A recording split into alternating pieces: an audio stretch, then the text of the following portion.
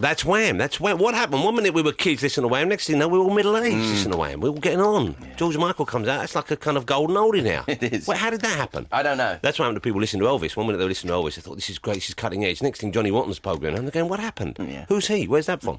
We're joined by the lovely Ronni Anaconda. She is, well, what was that? Poor Ronni. You know, actually, the irony of the whole thing was that I've been nominated a few times before and that they've always got my name wrong. And last year, in the nominations, it was Leslie Nielsen and he said Ronni Anaconda. Why don't you just change Which just came on the back of somebody else's. Why don't you change your name to something English? It's terribly easy. It is easy, actually. It's the name of a chicken.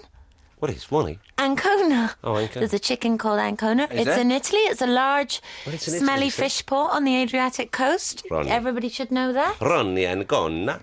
Ronni Anaconda. Even they make it, I'm sure, occasionally. Actually, when I was coming in, I went to all the wrong entrances, as I normally do, and I had 5 different permutations of pronouncements of my name in 5 minutes before I got here. And your producer, she called me Ronni...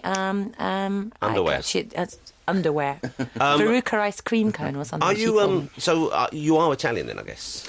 No. Well, I mean... Why have you got an Italian name then? Well, because... I was married to an Italian count. No, I wasn't really. It's a heritage. It's a long way back. Well, someone must be Italian in your family. It's a long way back. Mi dispiace, non parlo italiano. No, tagliatelle. That's not good, is it? No. Do you have any languages? I like coffee and I have a little French. Everyone has a little French. Did you notice me trying to make that sound a lot more that doesn't count. A little impressive than it was? How little is a little French for you?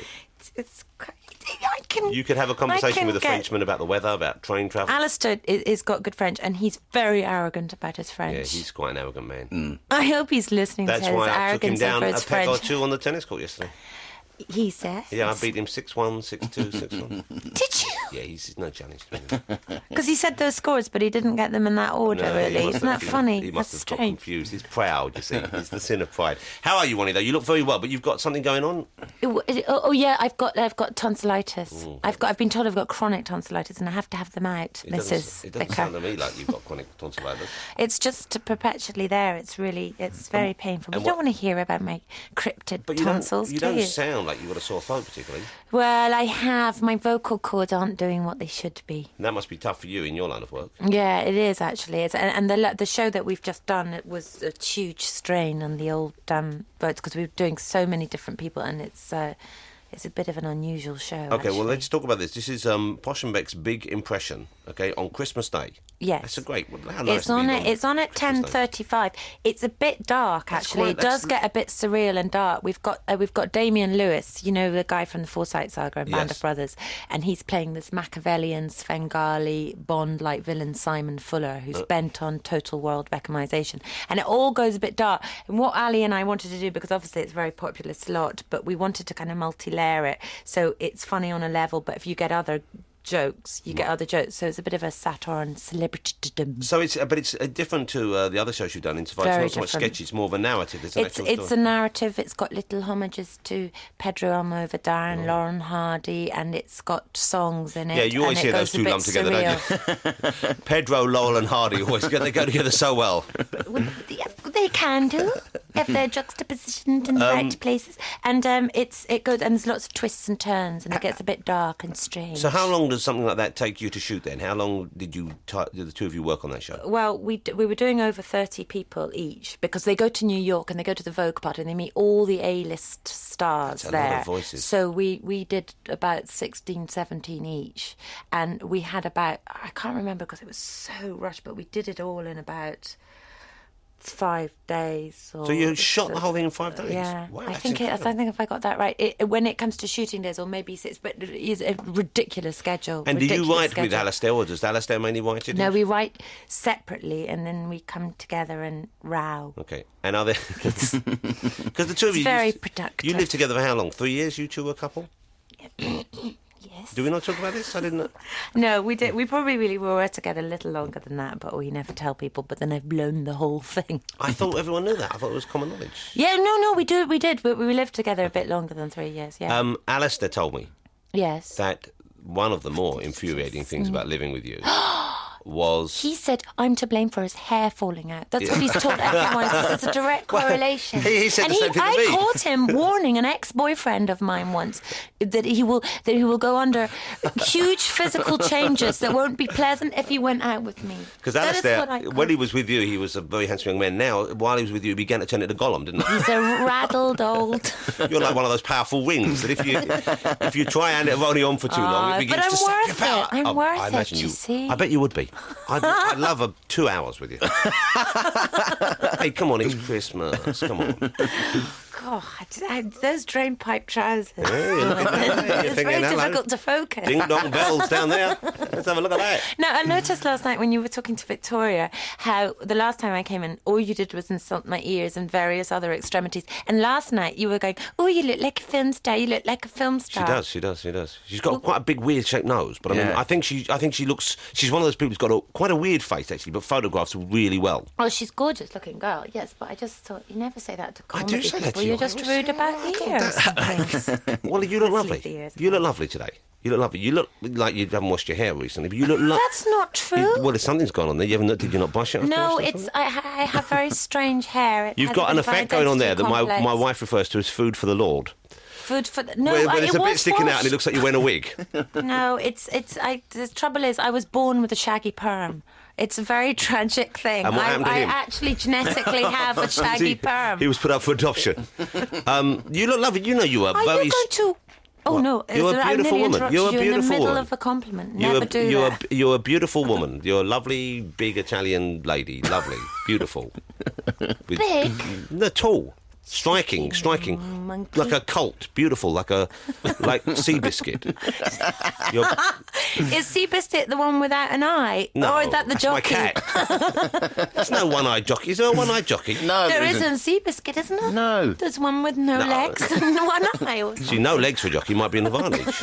Yeah. You strap him on like you would a saddle, less weight. It would be. That's true. I'm sure there must be a couple of limbless I've actually jockeys. got to go to the rugby and accept a cheque today from a rugby player. You're trying to leave us now? No. One of the new wave of popular rugby players. Well, actually, I really embarrassed myself the other night because Alistair and I did a sketch for Sports Personality of the Year, and I did Willie Carson and he did Claire Balding. And as a treat, we got tickets to go, and then afterwards, there were all the rugby players, and I hugged them all. Oh no! Myself. I embarrassed. Don't look at me like that. No, why did but when Johnny Wilkinson came out, I curtsied. See, I would have hugged Johnny Wilkinson. Yeah. God, he's a good-looking man. He's got, what are those lumps on his shoulders? He's got these lumps by his neck. His neck ends. Like most people's necks go down just to their body. He's got like a couple of ramps for disabled access growing out the side or something. I didn't notice his shoulder lumps. Big shoulders. Really? Lovely boy. He's very nice. Chest out, shoulders back. He's got a lovely mum as well. Has he a lovely mum as well? Lovely mum. She's probably only our age. Yeah. It's a terrifying thing these days. Because how old are you now, Ronnie?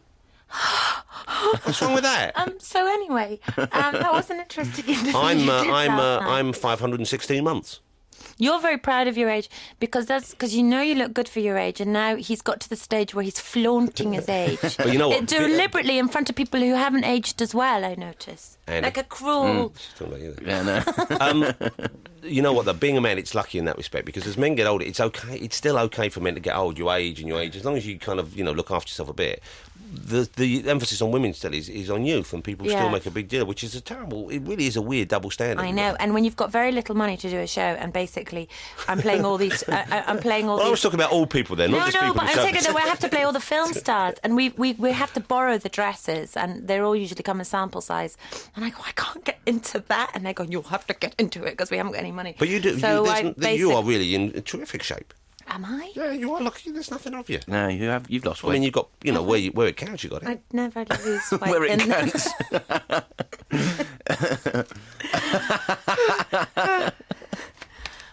Anyway, on to you. Stop. Let's have another record, shall we? Backdoor Santa. Yeah. Is that, I think it's a euphemism there somewhere. Is that okay? Can we? He likes the girls get the presents. All the girls call me Backdoor Santa. Clarence Carter. Yeah, I'm sure he was. I thought they used to call him Patches. Yeah, that's him. Same bloke. It's a great song, Patches. Are you familiar with that song? Patches. Patches, I'm depending on your son to pull Oh, the family yes. through. My son is all left up to you. Oh, yes, Every morning yes, that's a before I good went one. to school, I fed the chickens and I chopped wood too. They don't make songs like that with long stories in about children being left alone by their parents. It's probably best. It's just not No, so and common as it they was. don't do songs like Ruby, Don't Take Your Love to Town and No. all that. They don't just do things Or like that Ronni, do anymore, you think do they're they? doing them and we're just not playing them? No, that could be it. It might be that. Have you got a secret passion to be a bit of a rock star? No, not really. No? No. I just wondered for the mod jacket and the drain pipes. I'd still and quite the- like to be a spaceman. Would you? Yeah, but that's well, not gonna that's happen, is it? blatantly obvious. Ronni Ancona is with us, ladies and gentlemen. She claims to have tonsillitis. I hear no actual evidence of this fact. I think it's just an attention-seeking gambit. Well, there's nothing wrong with a bit of attention seeking. That's a very actressy thing to do, to come in and And say, also, I've "I'm not broken feeling my good." leg. Oh, yes. I've broken my leg and I've developed. Oh, look. Oh, and ow! I've just caught myself in the. She's got a complaint known as Johnny Wilkinson's shoulder. So I'm really looking forward to the Christmas thing now. It's mainly about Posh and Becks. It is mainly, but it is kind of like a bit of a state on how obsessed we've become with celebrity. Well, so it that's- all sounds. I know it sounds just like. But it's we're not sort of serious, taking the Mickey out of presumably. I mean, Posh and Becks, but it is a little. It does get a lot darker than that. Although I don't think they'll put those bits out on the trails. But it's got to stick with this little story. Lots of surprises. When I interviewed Victoria Beckham this week, I asked her what she thought of your impersonation of her. Oh, dear and God. What she thought of Alastair's impersonation of David, and Oh, she dear said God. they love it. She said they Really? think it's really funny and they know it's meant well, unlike some of the jokes people make about them on shows, don't they think it's all over?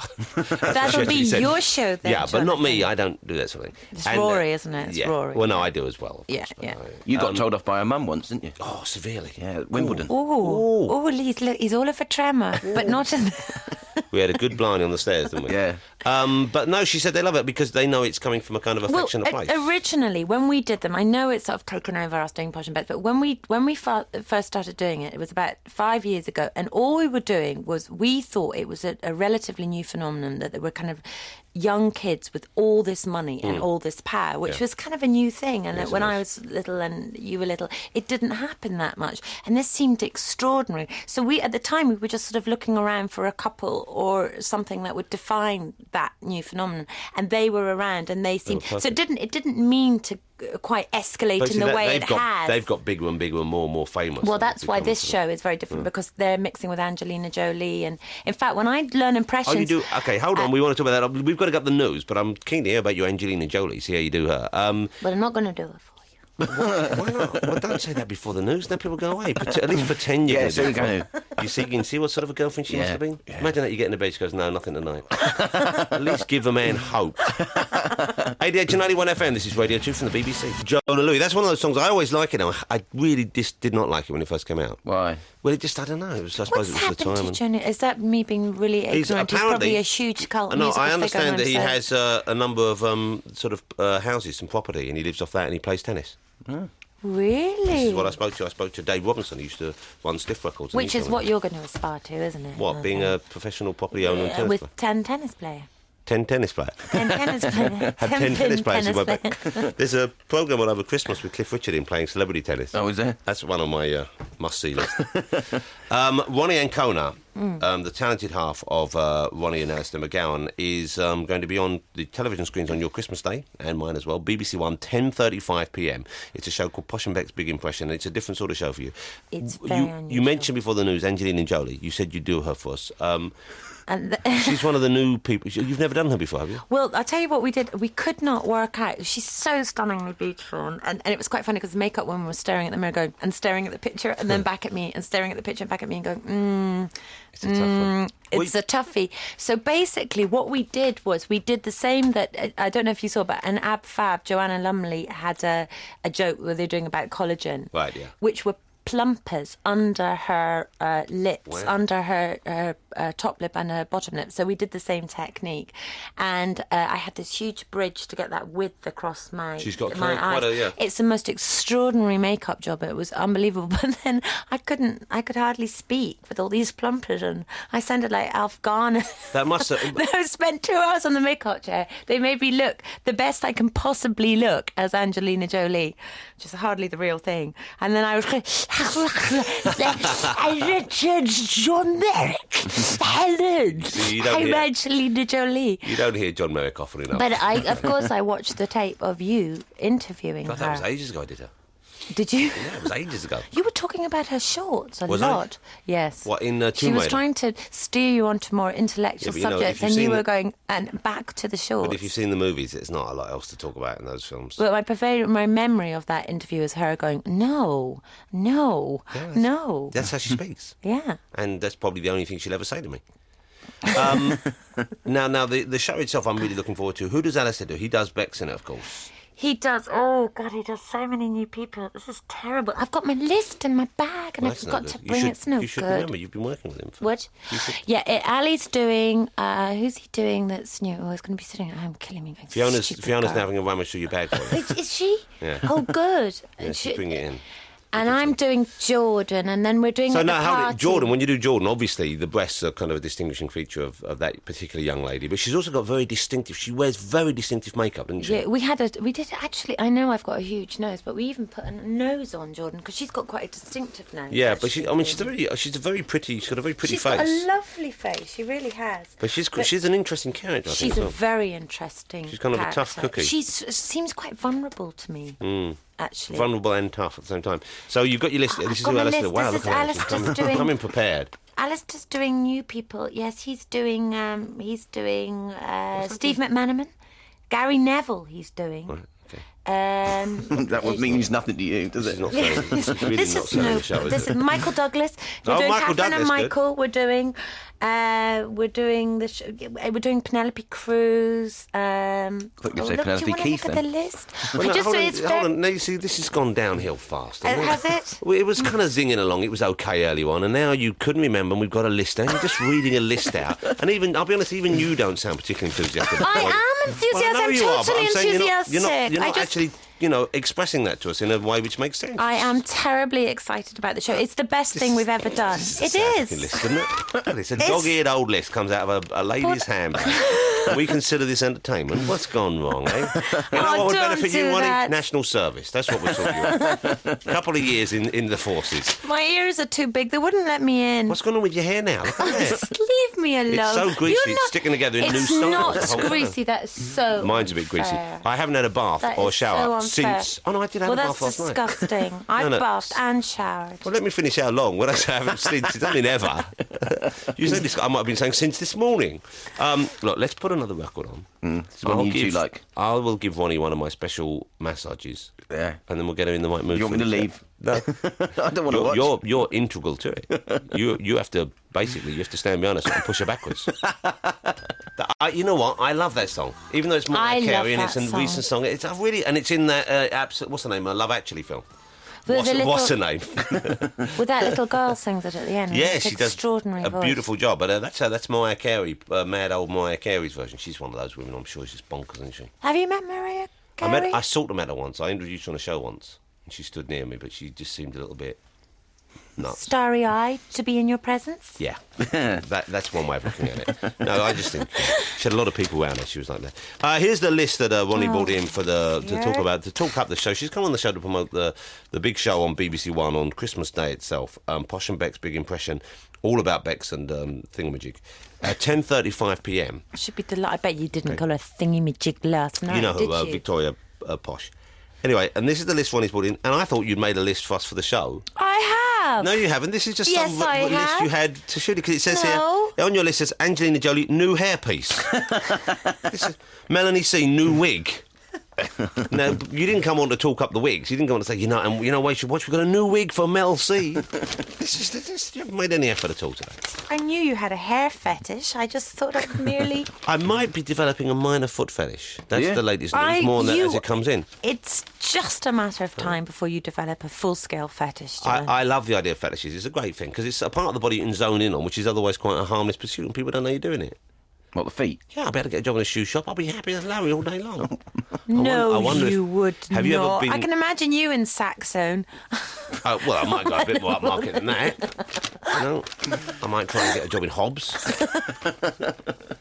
I like the shoe, though. There's a pity you don't like a pair of shoes. He's got 1 foot a shoe on and 1 off. OK, Sharon Osbourne, you do in the Posh Becks special. Yes. Was that it? Well, I could do that. Yes. Yeah. There must be more to it. Yeah, Sharon's a great one, and she does this extraordinary thing with her voice. She changes as soon as she talks about her animals. She'll suddenly just change her voice and go, "Oh, I love you, little doggy." She does do that weird. Never. Always love you. And you go, where did that come from? It's not baby talk. It's a weird sort of. No, it's a strange little animal sort of talk. I wonder if she ever does it to Ozzy. And we've got some of the old favourites. Ruby Wax is in with the Real Madrid team. She gives them a once-over. That's a fantastic Ruby. No. Do you know Ruby Wax? Not very well. You never met her. I thought you'd I've be met really her, but close I know about as well. friend. I know about as well as I choose to.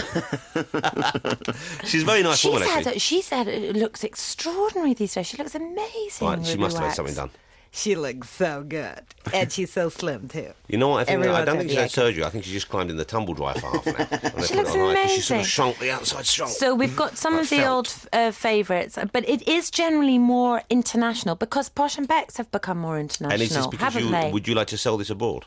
Is that the deal? Well, I don't think we could sell it abroad, really, because it's got sort of too many... I mean, I don't know. How much do they know about Posh and Becks in the States now? I think they know a little more, not that much, but certainly I don't think they're familiar with, for example, on your lovely list there, Lorraine Kelly. I don't think they're familiar with. No, but the majority of them are international stars. You do Sarah Jessica Parker very well. You look kind of a bit like her. The horsey look, you mean? No, I didn't. You see how defensive people get? She's quite pretty, Sarah Jessica Parker. I like Sarah Horsey, Jessica Parker. Yeah, what's he?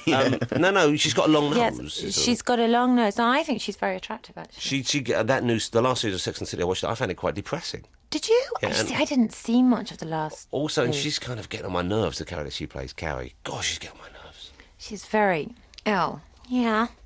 She's very kind of little... So I wondered, do I have to drink coffee to like a man? Are we all like a ladder? It's all that's nonsense. I know, but that's how people speak in America. They have a permanent voiceover monologue wherever they go. Didn't you know that? Do you like doing Americans more than English people? I get the feeling. Yeah, I really enjoy doing Americans, and I really enjoy doing. We really enjoy doing people from Friends and the more international people. I don't know why. I just suppose it's a bit more of a challenge, really, because especially with you might know this. I mean, with a lot of the female stars now, they don't seem to be as distinctive as they were in the past. You mean which British stars? The American stars, actually. So a lot of the voices you've got on your tape, you listen to, they're actually similar. Closer, and that's quite a challenge to try and find something that really distinguishes them. Here's something that interests me. It's not really about your show as such, but when you hear English actresses trying to be American, it's very rarely convincing. Very rarely. Now, why do you think that is? Well, I don't know really, but actually, interestingly enough, they say a lot of American producers say that British people do Southern accents better, and they do old-fashioned American accents better. They don't do the modern ones.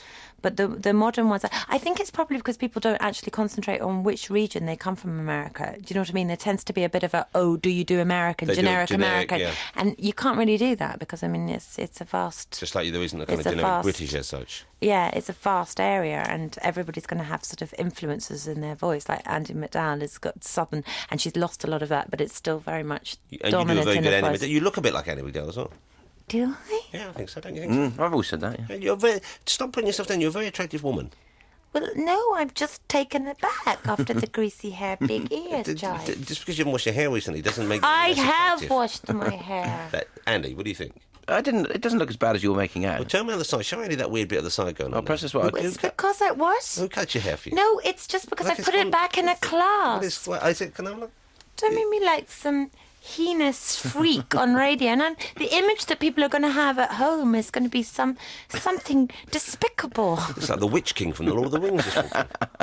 Riding in on I have terrible problem with my hair. I don't think it's normal human hair. It grows out like fur, I think. It's kind of... It's not normal. Hobbity. It's not normal hair. I don't think like it's made up of very keratin and protein. It's very made long up of pubic something hair. else. That's what you got. It is, actually.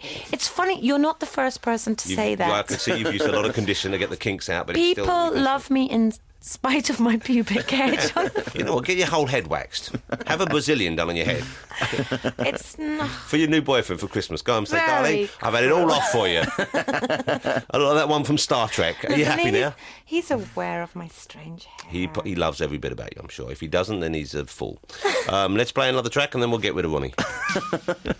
Cheers. John Holt. I love John Holt's voice. Yeah. 1,000 volts of Holt. Do you like John Holt's voice, Ronni? If that's his voice, I like it. Good. Ronni Ancona is just about to leave. Before she does, she's going to tell you why you should watch her show on Christmas Day, BBC One, 10:35 p.m. Ronni. Oh, because it's very unusual and it's got something for everyone. I know that sounds a bit cliche and a bit crawly, but it has, actually. How does it stack up against former shows of yours? It's so much better because it's got a lot more bite and a lot more satire in it, and it's a narrative and it's a drama. It's got lots of twists in the tale. You said it's the best thing you've ever done? Yes, I think it is. Why didn't you say that then? It is the best thing that Alistair and I have ever done. Well done. And it's got some very unusual bits in that you'll go, what's happening here? Now you sound needy. Just say it's the best thing we've ever done. But it's so difficult to get a balance with. Well, just say, look, it's the best thing we've ever done. Why it's the best thing we've ever done. Let me sit you. Why? Oh no, I know he left. Why did he leave you or did you leave him? Why am I there with us? I think it was a mutual understanding. It was a meltdown. It was like what was that movie with Michael Douglas about the nuclear power plant, the China? It was because I was working with Rory Bremner at the time. He was just. I noticed that you've got a talking kettle in the studio. I've got one of those. I was given one of those last night on the Richard and Judy show. Yeah. Now this does impersonations, apparently. Yeah, when it boils, it gives you Rabsy Nesbitt. 6 celebrity impersonations. That's not going to get annoying. So any of those novelty things, novelty alarm clocks, when you buy them, you don't realise just quite how less amusing they're going to be when they go off at 7 in the morning. That's no way to talk about yourself, Jonathan. I'm up every morning bright and early. Are you? Given the chance. This is sort of Max Miller's material it is, we're doing now, believe it or not. I met a nun on the mountainside. She didn't know whether to What? Pass me or toss herself off. Was that the joke, I believe? Something I like think that. Well, it's something. There is an old joke in there somewhere. Oh, you've brought the tone down. Oh, you can talk. Old greasy over there. I haven't got greasy hair. Can I just it's make like an oil appeal slick's to... walked in. The Greenpeace so on the phone. They're going to send saying, don't let her near a seagull. It's shiny. Corn wants are running for cover. It's shiny. It's shiny. It's a glossy, beautiful mane. So Christmas for you now. This is it. Is this your last job before Christmas? No, I've got to accept a cheque from the rugby players this afternoon. I presume that's for me. The money's for me, isn't it? They just said go and collect a cheque. Exactly. That's nice. Well, services rendered, I presume. They never specified it was the whole for charity. team aren't swinging quite as low anymore. Thanks to Ronnie's services. Ronni, have a lovely Christmas. Thank you very much. You are a lovely, beautiful, talented woman. Don't let anyone tell you otherwise. Have a great Christmas. Thank you very much. And enjoy yourself with your new doctor man. Thank you very much. Okay, and don't let him, Yeah. Don't let him, What? I don't know what I'm saying then. I was hoping you'd finish it off. Don't let him... Andy, you What? I don't know. Don't let him mess you about. That's it! Mess you about? Oh, all right, okay. A man not messing you about. I get the feeling you'd be quite easily messed about. You're quite vulnerable. You give him one and you take I'm just trying to help here. It's like you pulled the present from under the tree and then just shoved it back again. Doesn't he? Good Lord. It's almost like a mommy dearest. Oh, a bit of a Joan Crawford in the making. Let's start again. Ronni, you're a lovely woman, very talented. Have a great Christmas. Thank you. Don't let him mess you about. You too. Happy Christmas.